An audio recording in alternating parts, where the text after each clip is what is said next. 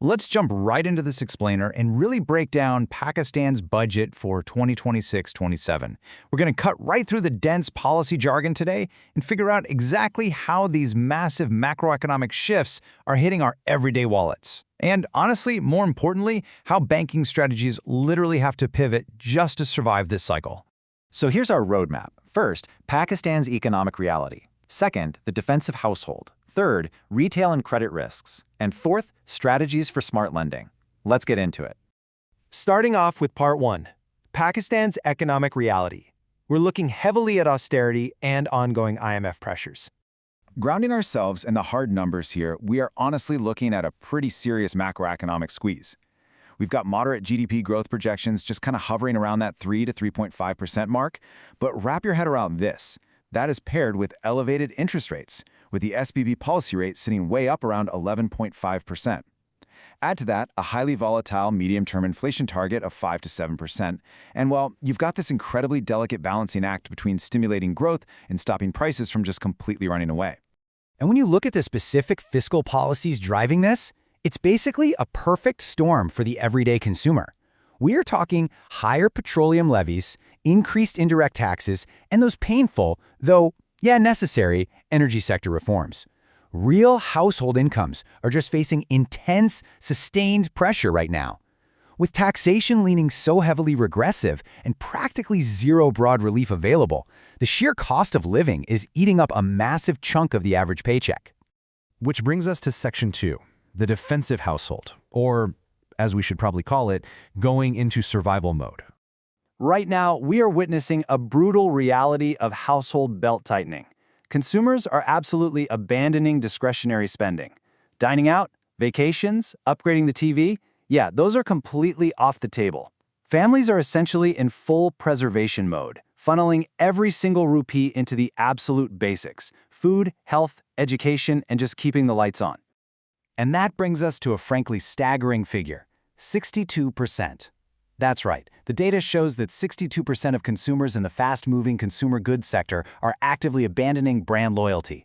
They are out there hunting for private labels, grabbing smaller pack sizes, and just chasing down every promotion they can find. Basically, if a product doesn't offer immediate visible value, it is staying right there on the shelf. So how are families actually managing this month-to-month grind? Well, the hidden reality is that emergency funds are pretty much wiped out. We are seeing a total collapse in precautionary savings. Households are surviving by leaning heavily on informal credit, borrowing from family, friends, tapping into those local neighborhood committees. And here's the real danger for the market. This means the formal banking sector is essentially flying blind. They can't see the true debt load of the average household. Moving on to Section 3, Retail and Credit Risks. Let's look at the ripple effect on business. This whole household survival mode, it triggers a really dangerous chain reaction for businesses. Because consumers only want smaller value-focused goods, retail turnover naturally slows to an absolute crawl. Stuff just sits there. As a result, retailers are forced to tie up more working capital in different types of inventory, all while their profit margins are getting completely squeezed by constant promotions. It's a severe liquidity crunch across the board. And let me tell you, this environment has formal lenders incredibly nervous right now.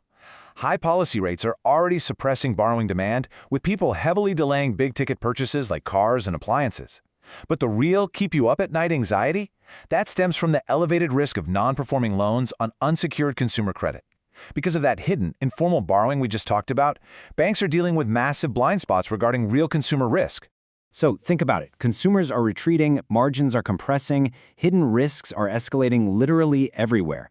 The absolutely critical question becomes, how on earth do you safely deploy capital in an environment like this?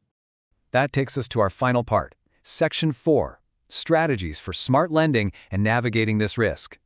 Our source analysis essentially hands us a banking playbook for the 26-27 cycle, and the mandate is crystal clear: avoid unsecured debt like the plague. The funded risk for unsecured household finance is simply way too high right now. Instead, lenders absolutely must pivot. Capital needs to flow toward retail essentials, which remain highly attractive, or into Islamic micro and asset-backed lending. Those areas offer much safer, highly targeted growth opportunities. And by leaning into these specific Sharia-compliant structures, banks can drastically lower their risk profile. Take a Maraba structure, for instance, which is a cost-plus financing model. It's totally ideal for safely funding essential retail goods.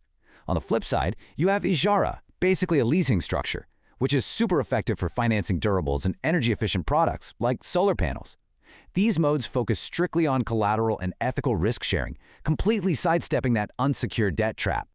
But hey, it's definitely not all doom and gloom here. There are major structural tailwinds out there offering really safe pockets for smart capital. Banks actually have huge opportunities in providing short-term working capital for essential retail and in expanding digital financial products. Plus, expansions to government safety nets like the Benazir Income Support Program create real stability at the base of the economic pyramid.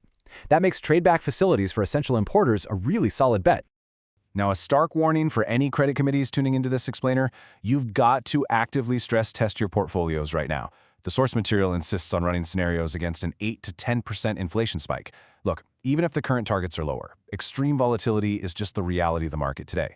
You have to aggressively protect your downside and be ready to recalibrate in real time. I want to leave you with this really compelling thought from the analysis. When you step back and look at this entire economic picture, doesn't it make you wonder?